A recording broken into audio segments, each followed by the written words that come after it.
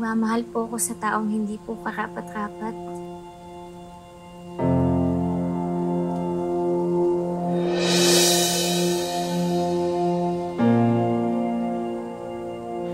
Nagtatrabaho po kasi ako sa mansyon po sa isa sa mga pinakamayayamang pamilya dito sa Iloilo. Baka nga po kilala nyo eh. Yung mga Palma po. Eh kasi si Sir Francis, sipag po siya.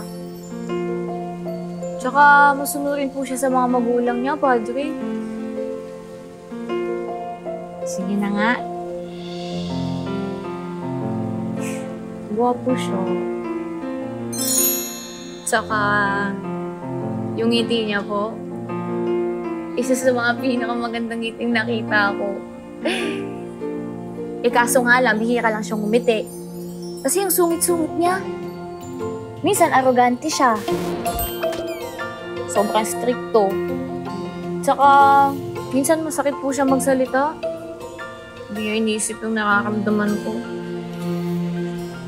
Pero sa totoo lang, naawa nga po ako sa kanya.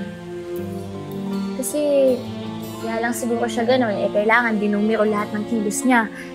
Hindi kasi siya pwede magkamali po sa personal na buhay niya tsaka sa negosyo niya. Yung tuloy, akala niya walang nakakakita sa mga magagandang ginagawa niya. Akala niya walang nagmamahal sa kanya. Ay, Padre, kung alam lang po niya kung gaano siya kamahal-mahal.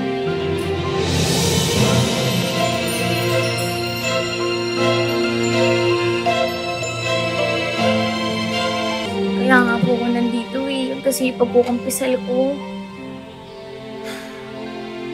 Kasi nahulog na po yung loob ko sa kanya kahit may asawa po siya. Padre, anong gagawin ko? Kasi sobrang bigat na nung nararamdaman ko eh, parang sasabog na po yung dibdib ko. Ngayon ko lang ako naging si Sir Francis. Pasensya kid Ginoo, alam ko kasalanan po ito.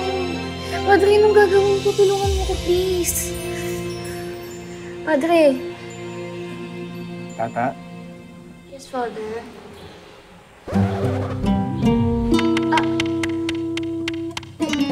Ba't alam niyo ba yung pangalan ko? Kilala niyo po ako? Tata, hindi ako si Father.